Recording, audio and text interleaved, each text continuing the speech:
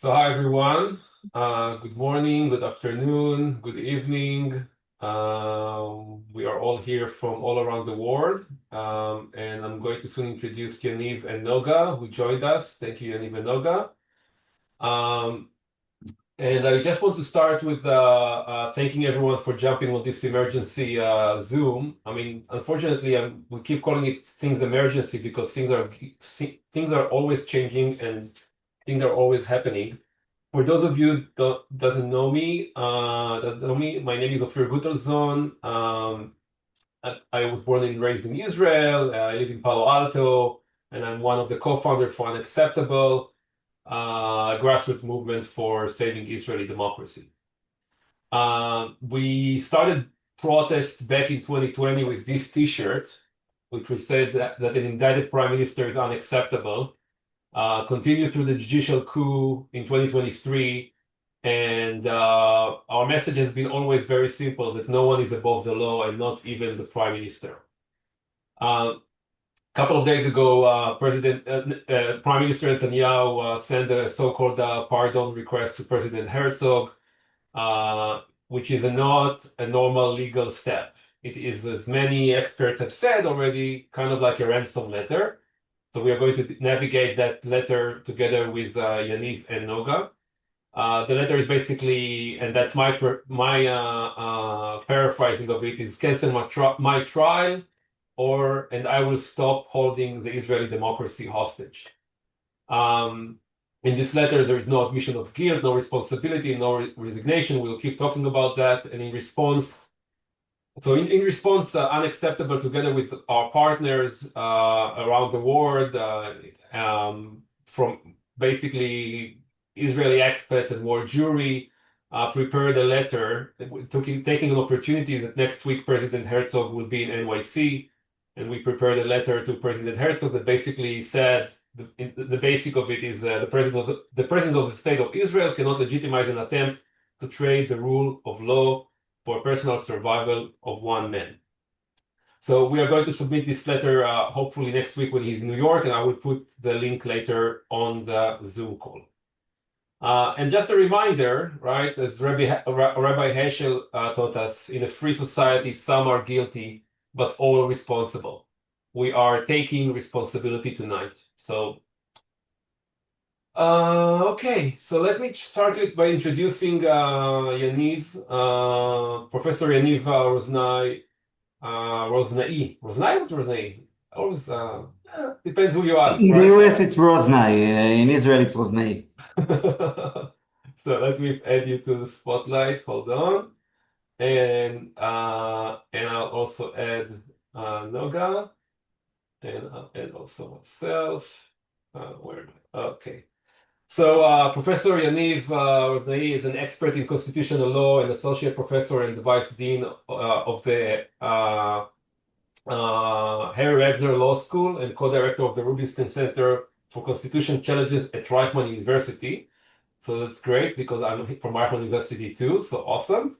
And a member of the Israeli Law Professor Forum for Democracy. And Noga, for those of you who doesn't know her from TV and not following, Noga, hi. Right. Noga has 2 decades of experience of covering the Israeli-Palestinian conflict, the U.S. in the Middle East, and the human rights in South America. And among many destinations, Noga has reported from Argentina, Mexico, Jordan, Uzbekistan, Poland, and now it's a very long story, very long list. So, without further ado, let's jump into this situation. So I want to start just by giving the basics, Yaniv, about why now, what is this letter, what's in the letter, and why now? Well, thank you so much, Ophir, for the invitation, and thank you everyone for joining. It's quite impressive to see so many people here interested in what's going on, so thank you very much. I'll start actually with the latter question, why now? Why now? I think there are two main reasons. One is that Prime Minister Netanyahu had very bad few weeks in his ongoing criminal trial. He knows, I think, in contrast with what they're trying to sell us, as if the criminal case is collapsing. Actually, it is just the opposite. He has been caught on various lies while giving testimony in the trial, and I think that he understands that his situation is quite bad in that respect. And if the trials continues as planned, uh, it will probably go for some kind of conviction, at least in one of the indictments. And this is a very bad sign for Netanyahu. So I think that's the first answer. The second answer, why now, is that Netanyahu is also in a very bad political situation when it comes to the exemption from military service for the ultra-Orthodox.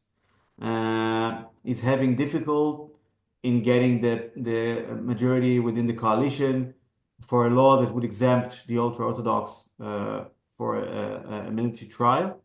And as we are getting near towards election, I need to remind you, we are now in election year. It would be perfect for Netanyahu that the campaign for the elections will be pardon, yes or no, rather than Netanyahu exempting the ultra-Orthodox from military service, yes or no. So for him, this is an ideal campaign.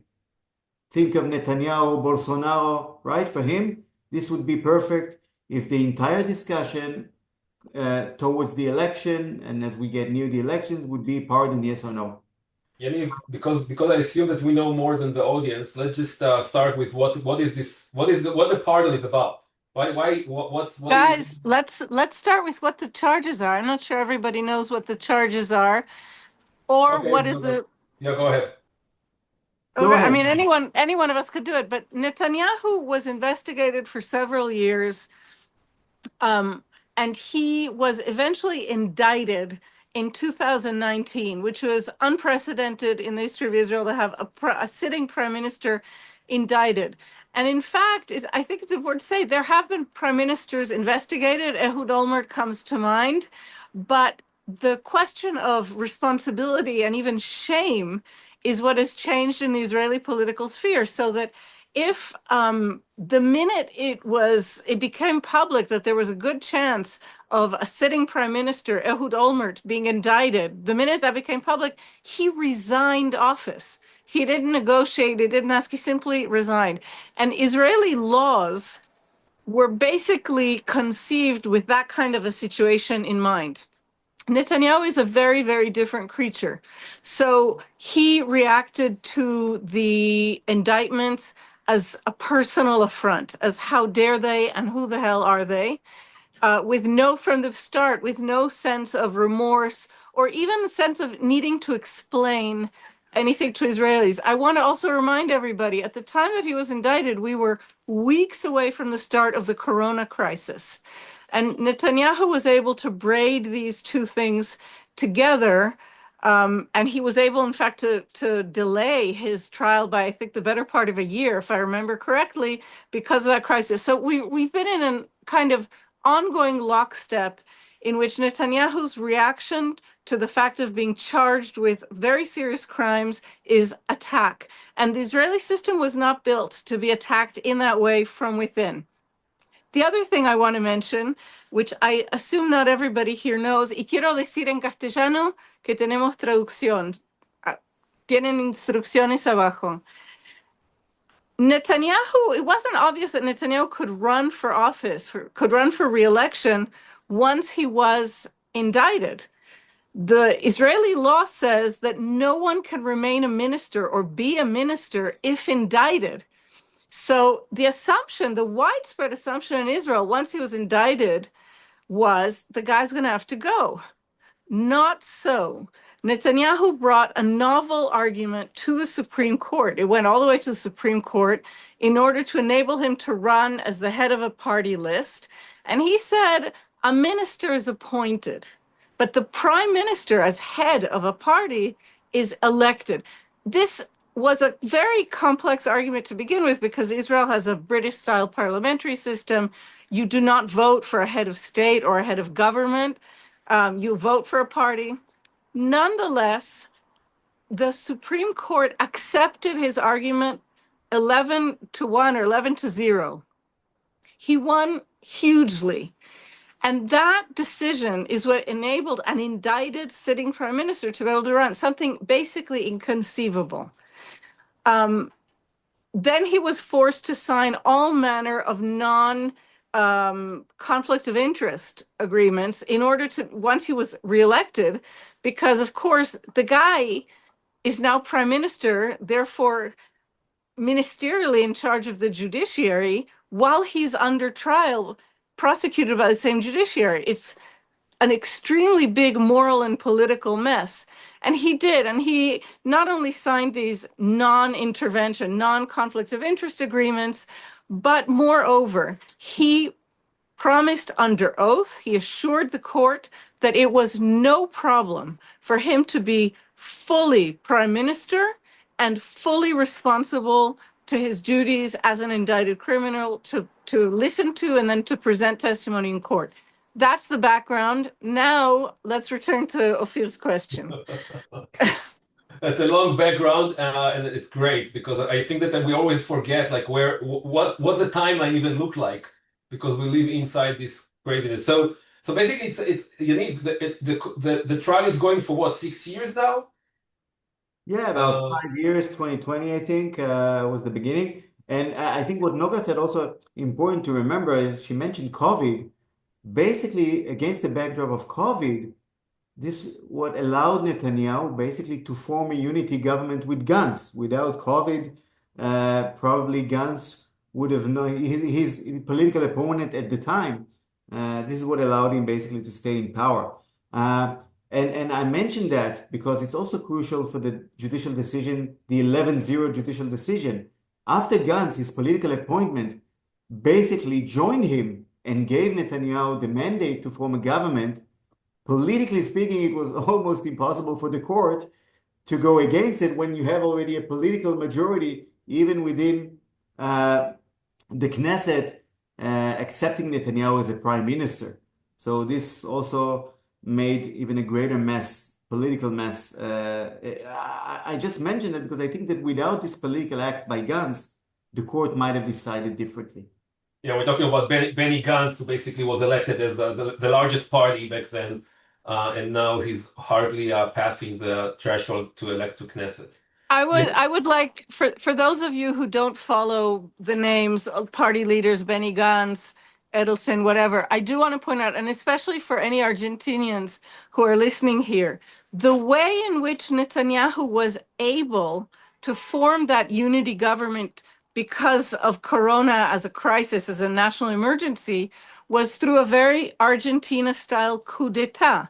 That was the first indication, I think, maybe even for Professor Vosnai, certainly for me, of how far he was willing to go. In other words, elections were held, the opposition had a majority in the Knesset, in the parliament, but he refused to allow the Knesset to convene against the law, so much against the law that petitions were made to the Supreme Court.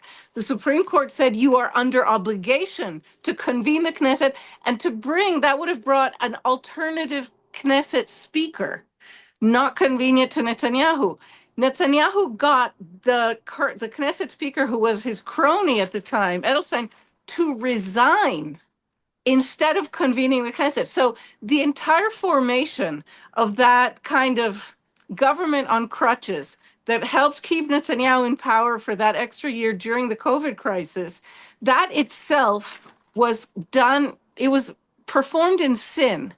And it was for me the first serious indication of how far Netanyahu would go to save his own skin and what disregard he had for the law. And thank you, Noga. And one thing that Noga mentioned, and I think is important because we'll come back to that when we'll talk about this pardon letter, is that indeed Netanyahu said that he has almost superhuman powers and he is able to sit in court how many days in week that he will be required because he can do in 1 hour what his political appointments will never do in a lifetime, according to his statement. So he said, this is why I'm no problem that I will still be a fully functioning prime minister, even while being also criminally indicted. And this brings us to the pardon request in a way. As I've mentioned earlier, he had some difficult few weeks in trial, and also because the trial has been going on for so long, the court eventually started, now that the war in Gaza is over, the district court has started debating and deliberating his case 3 times a week, according to the state. And just you need to imagine, this is highly problematic for the prime minister to sit few hours 3 times a week in court and doing these deliberations in court. He has to be interrupted from time to time because of security issues and other justifications. So it's highly problematic for him. And so I think it's important, maybe first, before we get to the letter, to say a word about Trump's visit to Israel.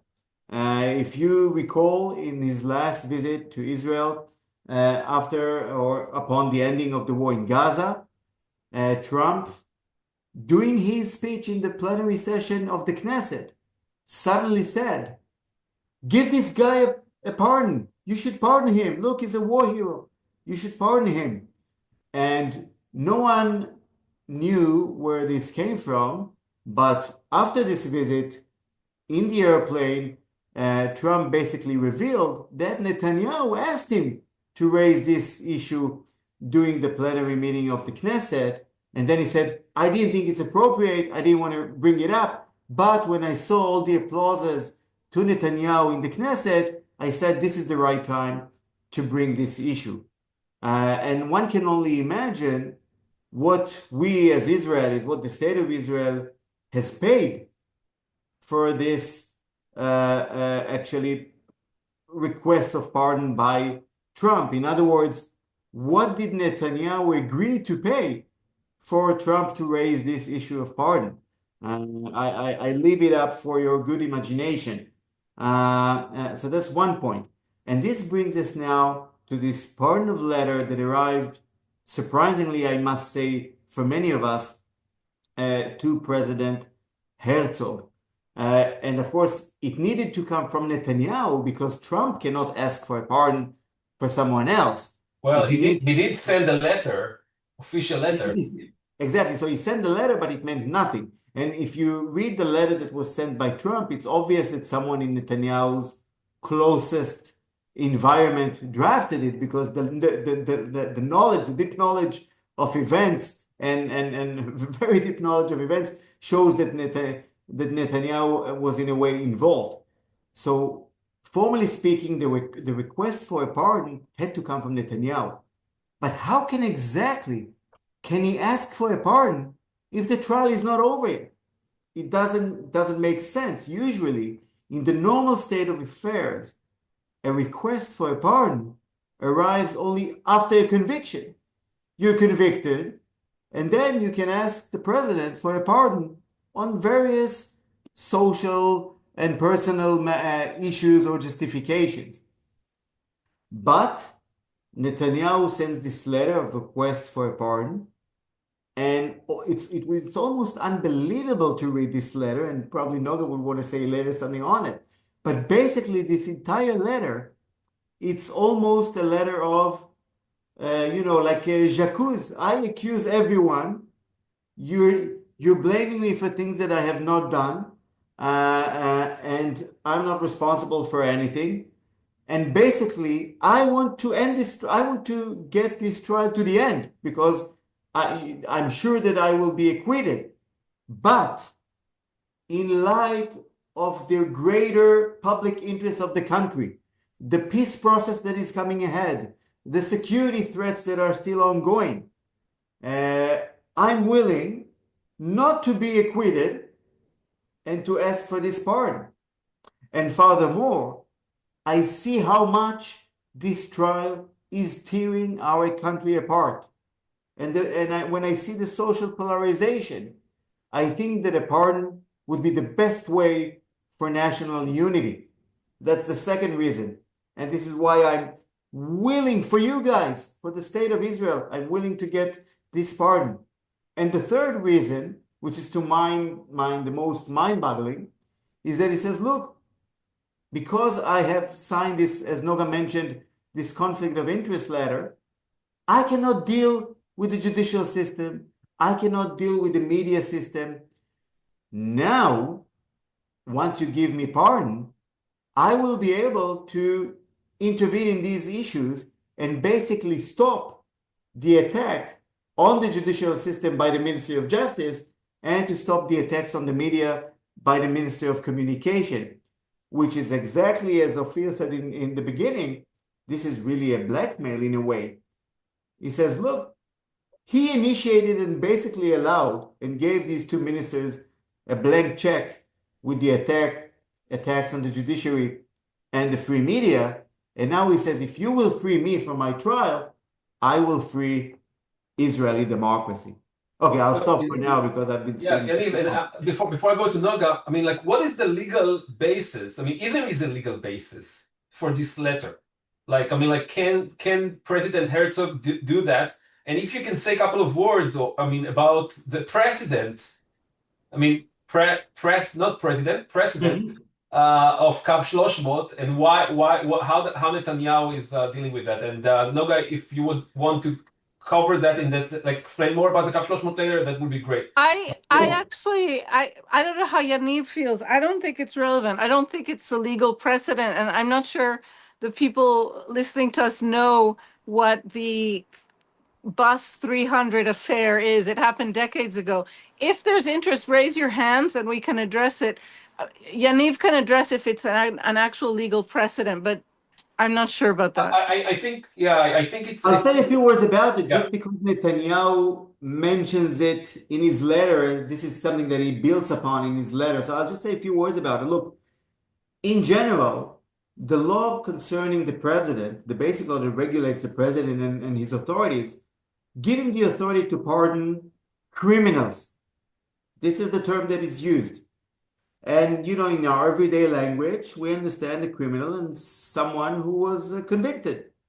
But in a very dramatic case from, as Noga said ages ago, it's the mid-80s, in a security affair in which members of the Shin Bet, of the security services, basically killed the terrorist while being captured alive. They were then supposed to be indicted and brought to trial, and one of them was the head of the security services back then. Then these members of the security services, they threatened the prime minister that if they are brought to trial, they will then reveal everything that they know about various killings, various tortures that the security services have done in the last 20 years or so. And they said if Who we'll was be Prime Minister, Yaniv?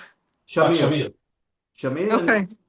and Shamir, and then Paris was the also involved there, and there was a fear that this will open really A can of worms, yeah. Yeah, and so they approached together with the Attorney General. They approached the Prime Minister, and together they decided to go to President Herzog, not the same Herzog, his father, and basically to convince him to give a pardon even before the indictment. But and I agree with Noga, and I'll say the disclaimer. I agree with Noga that this is not a similar case. First, it's a very bad example, and there was a security issue. Again, as I've mentioned, this was a security almost blackmail, right? Where extortion. If you put us to trial, we'll reveal everything. So there was a security issue here that was at stake. But also it's a very bad, and the single example that we have in Israel for an pardon before a trial, but also it's unlike the pardon letter that we've seen now, because back then, at least those who asked for pardon accepted the blame in a way, and they acknowledged what they did, and they confessed, and they left their positions. So at the very, very minimum, if there is something to learn from that one precedent that is, again, an exception, then at the very least, Netanyahu should say, I accept, I take the blame and I leave office. Yeah. Without that, that's a non-starter if this doesn't exist. But Yaniv, let's also say there was no trial in that case. What Netanyahu is asking today is not so much a pardon as to halt his trial, to erase the fact of his trial. And he's been on trial for a good 5 years now. In the case that Yaniv is talking about, there was no trial. This was this so it really is a very different case, which is why I'm Exactly. reluctant And to Noga, maybe address it. one more word about that because this is crucial.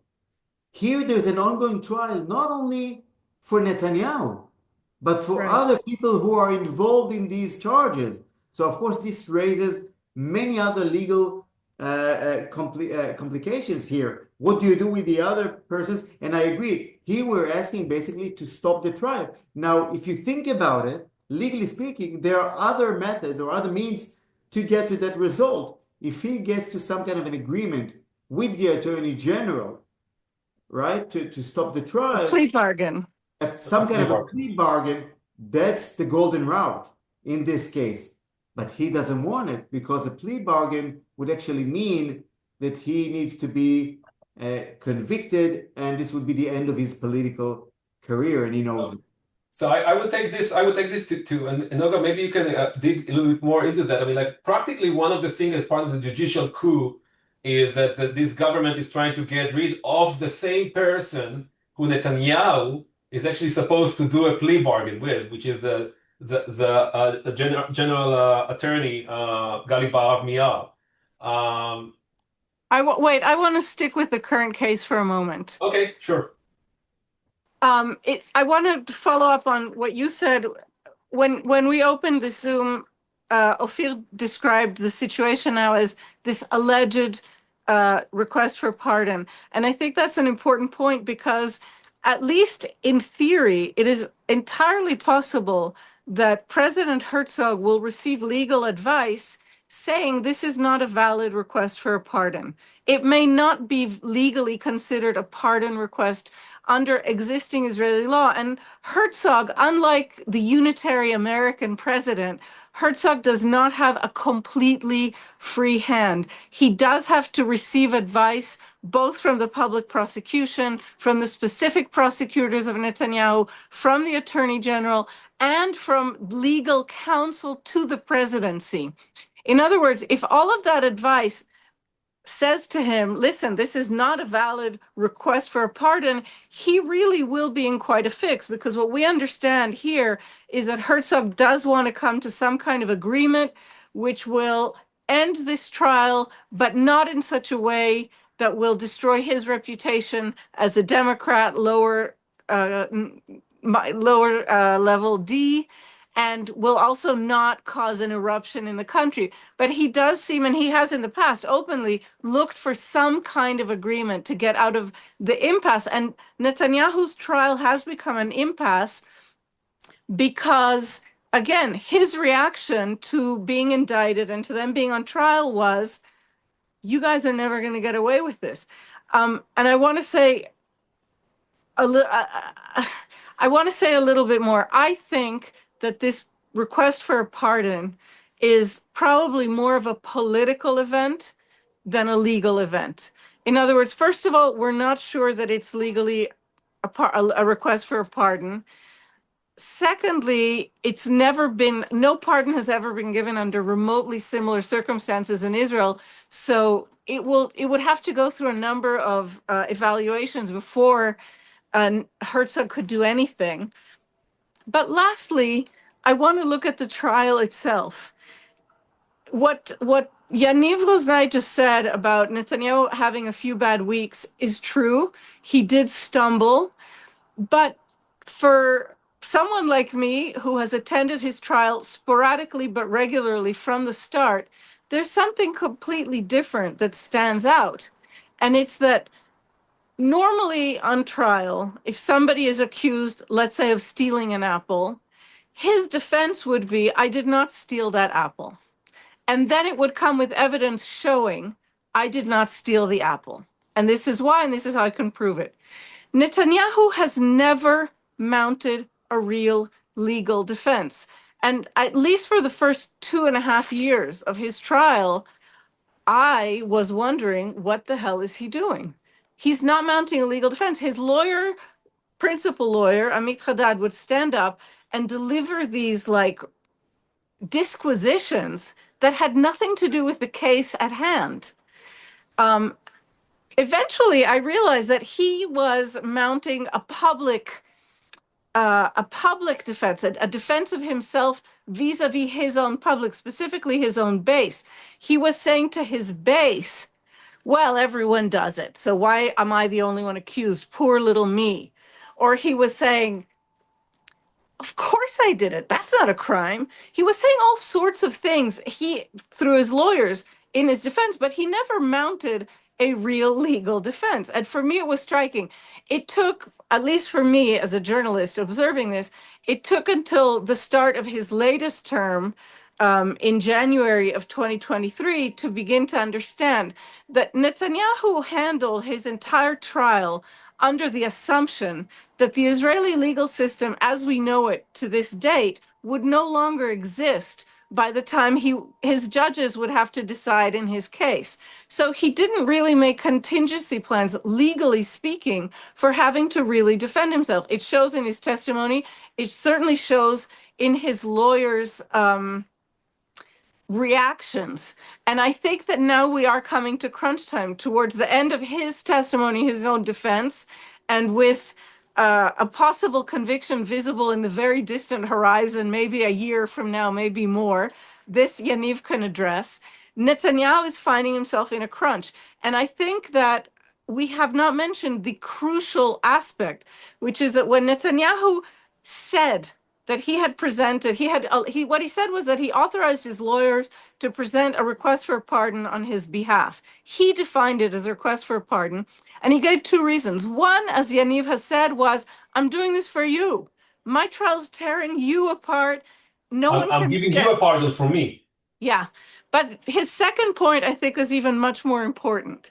He said, you can't deny me, the president of Israel can't, because Donald Trump has asked for this pardon. Now, Donald Trump is not a legal figure, again, in Israeli law as it currently exists. I think that Netanyahu expected to be further along in his transformation of the Israeli judiciary to something much more subsumed under the executive by now. And I think that he genuinely believes, through a sort of magical thinking, from what I can tell from trial, that it will all be okay and that Donald Trump's efforts will bear fruit. We see this in how intensively he is courting and continues to court Donald Trump's support for this pardon. I'm not sure that President Herzog, who is the only person with the authority to give a pardon in Israel, even has the right to listen to the opinion of a foreign leader. That itself may be illegal. There is a serious claim that Netanyahu is right now illegally obstructing course of justice by trying to get a foreign potentate to stop his trial. This is a very complicated situation we're in. And we know from reporting in Axios, which has not been denied by the White House, and actually, as a matter of fact, also not been denied in Israel, we know that in their most recent conversation just 2 days ago, Prime Minister Netanyahu again brought up with President Trump the matter of his pardon, basically urging him, keep pushing. For me, this is very interesting because it indicates that this is what Netanyahu sees as his get out of jail card. I'm using that metaphorically. I don't know if he'll go to jail, but this is how he basically made no plans to actually legally argue his case. This is what I'm trying to say. And he needs something else. He And, needs a Hail Mary. I would Okay. just add, sorry, go ahead, Noah. Finish your He's thought. he's looking for a Hail Mary, and I think that we're in a very specific political moment right now in which President Trump has not yet succeeded in ending the war in Ukraine, which he promised to end within hours. He has had more success here in Gaza, but things are really heating up again, both in Lebanon and in Gaza. And I can quote from today, Itzhak Koizer, a member of Netanyahu's coalition, said out loud on Israel radio this war is absolutely not over. We should take seriously the fact that while Donald Trump has declared this war over, Israel has not declared the war over. We are still operating here under emergency regulations. That also means that the elections could be affected, by the way. I think an important point. But Netanyahu, I believe, thinks that he can bargain with President Trump, that President Trump has some kind of magical power to get him off the hook, and that if he agrees to what Trump is asking for in Lebanon, if he agrees to what Trump is asking for in Gaza, as if actually fulfilling Israel's obligation in a signed contract regarding Gaza is doing Trump a favor, I think he thinks that that way he might get off the hook. All of this sounds very outlandish to me, too. It's hard for me to believe I'm saying it, but I think we're in a very political moment. And when Benjamin Netanyahu sees the efforts that Donald Trump made for Bolsonaro, efforts which, by the way, failed resoundingly. But when he sees today that the president issued a pre-trial pardon to Henry Cuellar, the Democratic congressman from Texas, has pardoned other figures, the former president of Honduras, Hernandez, I think Netanyahu is hoping and yearning that in some way Donald Trump will be able to help him out here. I would be interested to hear from Yaniv if that's even legally possible. And I would just add on that, Yaniv, and I will send you a couple of questions that are being raised. Is that if so? So one is, I mean, Netanyahu is using the word tension in the country as an excuse to get out of jail card as a metaphor. And the tension of in the country is obviously is written on his name in many ways. But in order to, I mean, one of the things I heard yesterday, and I think it was maybe Dov Weisler said, is like by giving the letter to Herzog, is that basically opened him? Is actually President Herzog is now acting as his lawyer in creating a plea deal with the AG with Gali Barav Miarkin, and if that's the case, what is the minimum needs in order to actually get to a plea deal? Or in a plea deal, can he just say like I'm not? I mean, can a plea deal even be that he is not charged with anything? So I want to answer that by connecting to something that Noga said that I think is totally correct, and I think we need to emphasize it. Netanyahu's plan was simple: to get rid of the Attorney General and appoint an Attorney General to his liking that would close the trial. This is why they enacted in July 23 a constitutional amendment abolishing the reasonness grounds in administrative review. This was the entire raison d'etre of this amendment. This is why I was involved in the negotiations. This is why we couldn't negotiate anything that was more mitigated, because they insisted that the new law would allow them to get rid of the bureaucrats and to appoint whoever they want. This was the reason. And once this has failed, now they moved to try and get rid of Gali Barav Miara, the Attorney General. They tried to do it in an illegal procedure, and this was blocked by the Supreme Court very recently. And once this has failed, and he is left with Gali Barav Miara as the Attorney General, this leaves him with no other options. So the other option is to use this pardon letter in two ways. One, as a sword of Damocles above the head of the Attorney General, basically telling her, look, either I get a pardon from the president without anything, or you give me a more convenient plea bargain, because until now, the two sides do not meet. The Attorney General insists on conviction and on what we call kalon, the English term, I think. I'm not sure even what it's moral. It's the English term is moral turpitude. Exactly, emo, and I think that perhaps he thinks that this pardon, and with the pressure of the president, the Attorney General would go more towards his approach or whatever he would like to see. So I agree that this is one tool. And the second approach that because he knows that Herzog will never agree to a pardon like that he requested. So this would in a way also open a negotiation with the president concerning the conditions of a pardon. So now what Herzog will probably say, he will say, look, I cannot give you like that a pardon without anything. You need to give something in return. And now, so basically the principle of pardon is already here. Now let's discuss the terms.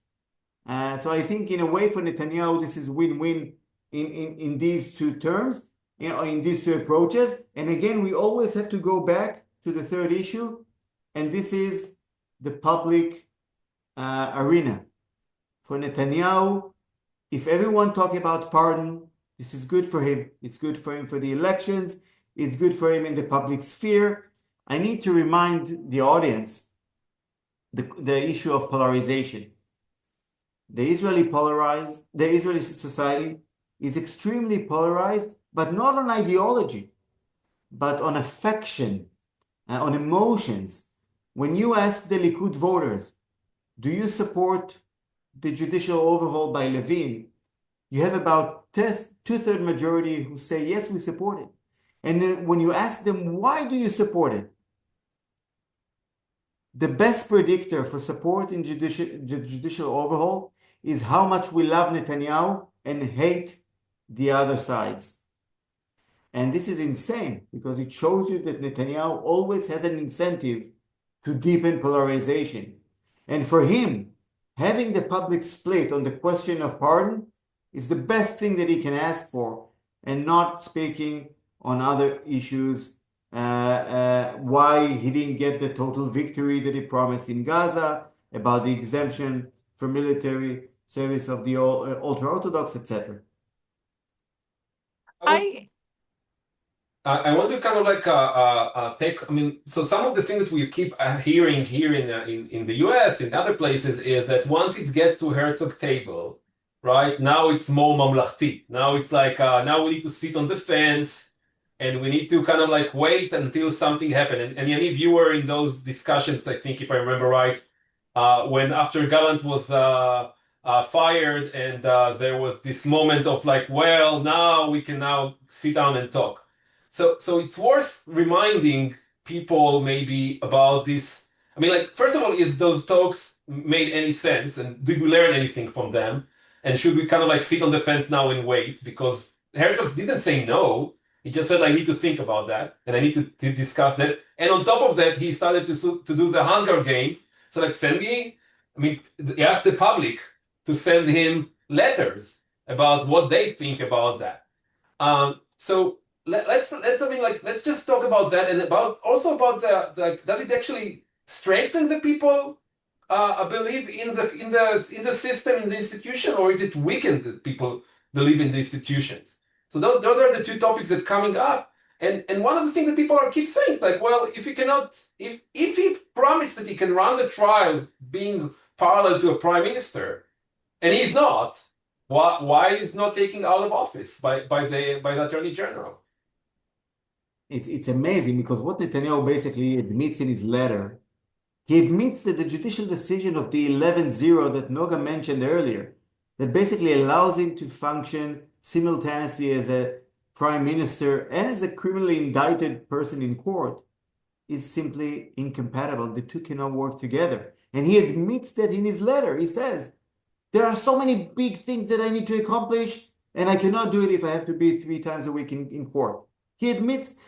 So if this is the case, what he needs to do is to step down, even temporarily, for 3 months, to come every day to the court, and then come back. But he doesn't want it.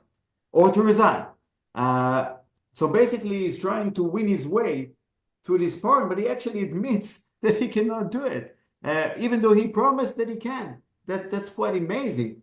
But I think an important issue of here, when you speak with the larger public, of course, everyone understands that this letter is really far-fetched, but the people of Israel in the last 3 years have gone through, I think, really some kind of a war. And people are not war in the literary sense of Gaza. I mean, exhaustion war. People are exhausted. They say, you know what? If this means that he will leave us, we don't care. Just give him a pardon, stop the trial. We don't care. We're sick of this mess. We don't want to hear about this trial. We want to get it over with, because you need to understand that the criminal trial will take for at least another year, at least. And then you have appeal to the Supreme Court. This will take another 2 years. We will not see the end of it in the next 3 or 4 years. So And people, yeah, and yeah, as you said, I mean, like it's important to remind everyone we are entering to elections year. So yeah. Noga, anything to add on that? Um, a lot to add of that. I think that it's important to emphasize for anyone who cares about Israel the extent to which the rule of law in Israel has been degraded. Israel is holding on to rule of law right now by the skin of its teeth. The government openly and overtly does not obey the law. There have been any number of the most recent thing that comes to mind yesterday is that the Attorney General reminded the Prime Minister that his Minister for Interior Security, Itamar Ben-Gvir, a fellow previously convicted 13 times for hate crimes and terror associations, who never has held, forget a ministerial portfolio, never held a public job. He was a hooligan, a Kahanist hooligan for decades. He's the Minister for Interior Security. And she pointed out, she reiterated yesterday to the Prime Minister that he's operating illegally.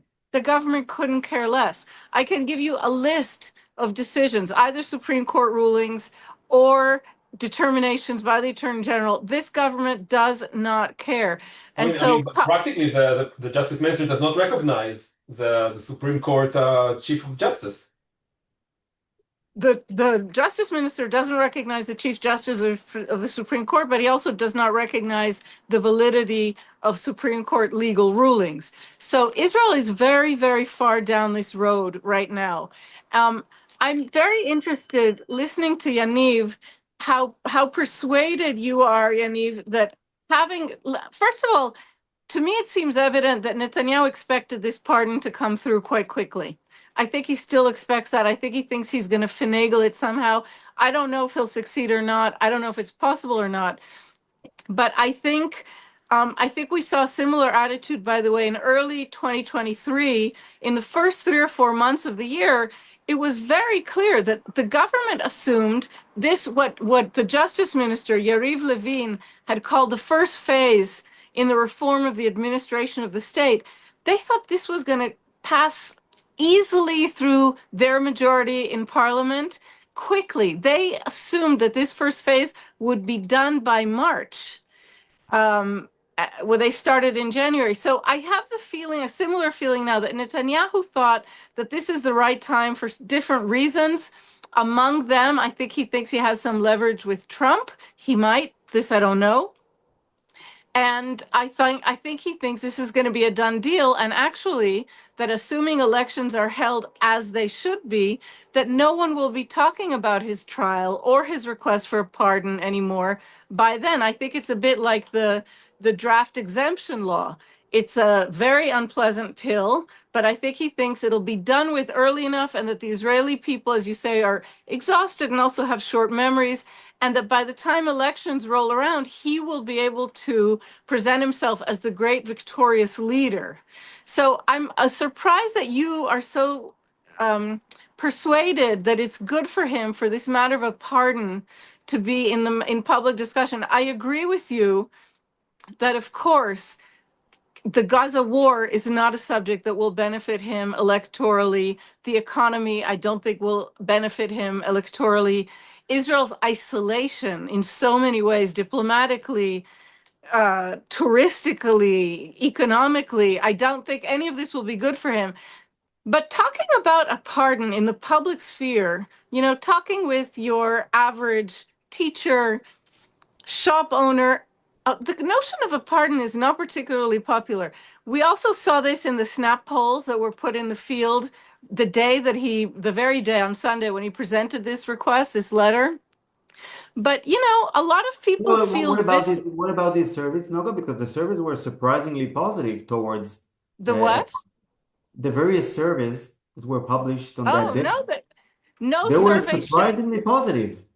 no survey showed more than 30 or 33% supporting the notion of him getting, that's not half, that's not No, enough. no, 30% do not support this letter of pardon without him giving anything. Right.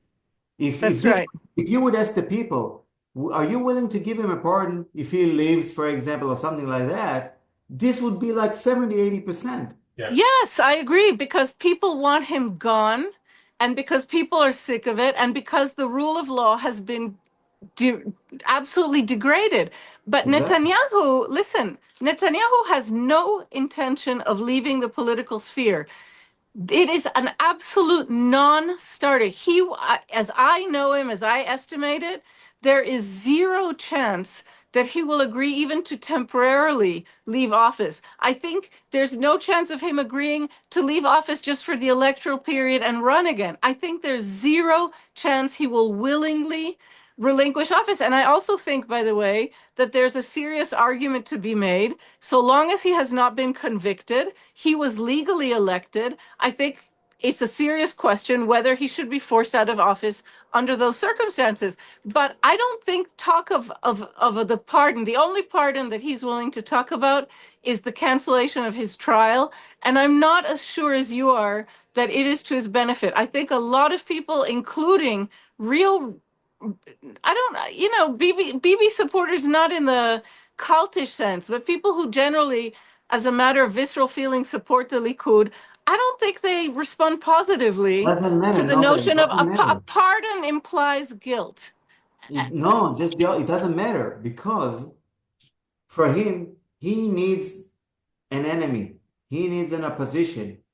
This could be the court, this could be the attorney general, and the next one perhaps would be the president. Or if the president gives him pardon and then the court strikes it down, even better for Netanyahu. This is what I mean by that. And He and needs, I would just add on that. I mean, like, and that, I mean, just today and yesterday and the day before. I mean, every Supreme Court thing that is happening. I mean, one is either the government is not showing up, or they are putting into the front of the court things that they know will be canceled, or rejected, not canceled. So I want to, I mean, like, we're almost at time, and I want to kind of like finalize the discussion with two questions. I mean, like, one to you and one to Noga. I mean, one question about the pardon is was raised is, I mean, there is a lot of people who are afraid that President Herzog is going to find a way to circle the square in such a way that the pardon would happen, but in exchange to delay. I mean, again, the election is just around the corner, so you step down until election, something like that. I mean, if there is any chance of like a what is it called, a referendum, to kind of like go and no, that's not the case, no, right? I don't think, but look, you've mentioned the field that the president proposed this reality show that the larger public would send their either support or objection to that to his website, which is really mind-boggling. And what difference does it make? So, if I would have been a criminal defense lawyer, I would now insist for every person that I represent, also to have this kind of, why not? Let's go to the jury system, US style. I mean, why would the prime minister get something that my defendant does not get? It's Yeah. unthinkable. Okay. So I would basically try, just want to raise the to everyone who is here. I'm putting into the chat our letter to President Herzog, and the letter is not in a way is basically focusing on the idea that this is all part of the judicial overhaul that Netanyahu is trying to do. I mean, this pardon is a tool for actually doing that, and we want as many possible people to actually sign that from world jury and Israelis, and because it's basically a basic definition of tzedek tzedek tirdof. It's like everyone's supposed to be equal to in front of the law, and that's all actually working against us here. Because as Noga said, I mean, like the perception about Israel is not at its best right now, and we definitely don't need to actually get to the point where the rule of law is in Israel, which is, as Nogas mentioned and Yaniv said, like it's like really on the thread, holding on a thread. So please sign the letter and forward it to everyone you can. I want to actually also tell everyone that we are going to keep being very active to help the pro-democracy group to win in the election going forward and in this year. And anything that you can support would be great.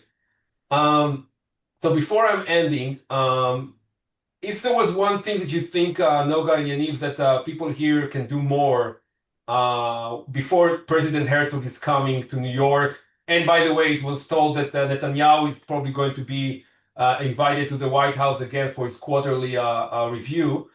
Um, I what I is the want one thing? I want to say something. I Yeah, agree with both of you that it's concerning that the president, who is a veteran lawyer, a very sharp lawyer, has not mentioned the rule of law. He has said publicly that he will seriously consider the request. He did this very strange thing that Yaniv mentioned. He told Israelis to send their reactions into his website, which is, I mean, I don't even know what to say. It's so odd. He hasn't mentioned following the law. What he said he'd do is what is for the best, in the best interest of the country. I also want to say there's a lot of concern in Israel about not just this request to have his trial halted midway with no resolution, which I want to emphasize. If he gets what he wants, he would not be a convict. He would have no moral turpitude associated with him. He could run as a completely clean figure. What Netanyahu was asking for, you know, his video that he posted alongside his request for a pardon, in fact, he accused the prosecution of acting criminally. He said, I'm clean as a whistle. If this goes to the end, I will be proven completely innocent. They're the crooks. They engaged in illegal practices to prosecute me. So this very much is a j'accuse, as Yaniv Rosnai said. And the concern is widespread. I want to indicate, for example, that Aminadav Begin, the grandson of Prime Minister Menachem Begin, a right wing kind of philosopher, public philosopher type, wrote a scathing letter into Herzog, and he posted it on Twitter today. The former Prime Minister Naftali Bennett has publicly expressed his contempt for this request, but also his fears that the election may not, in fact, be scheduled as it should be under law. That's the reason I mentioned that Israel is still operating under emergency regulations. If President Trump's plan, which the government refuses to ratify, the Israeli government refuses to ratify, if this plan goes through and Israel is forced into negotiating phase two, Netanyahu at some point is going to have to declare the end of the state of emergency in the country. The end of the state of emergency would prevent him from being able to change, for example, the date of the elections. And so everything really is, they're very high stakes right now in Israel. I don't know what advice to give people. I'm not a big person for telling people how they should act, but I think it's really important to be aware what what Israelis are confronting right now. A lot of fear, very high stakes, and a prime minister trying to cancel everything. He's refused to allow there to be any investigation of October 7th or what came before it or what came after. He has scuttled every effort for a probe. He's trying to scuttle his own trial. He wants to run again and again with as if he were a clean slate every time, though Israelis have known him for 30 years. And this is what is strangling to a great extent the country. People find it very difficult to move forward with no investigations, with no officials having taken responsibility. And I do think it's important for people who care about Israel and care about this region just to be aware of exactly what a mountain of issues are, burdening Israelis right now. yeah. Yaniv, Noga, I really, really want to thank you for joining us and everyone who joined us. Please share this recording later. It's really important. We all care about Israel. We are all troubled, but we are all also very, very committed to make sure that Israel stay Jewish and democratic and peace-seeking state. So be engaged, keep fighting, and we will probably and keep sending the letter around and get your synagogue and others to add their logo. And by that, I'm going to end the call and the Zoom. And Yaniv, Noga, have a good night, and everyone else have a good day. And thank you, Ari, for translation to Spanish. See you later. Thank Bye you. bye.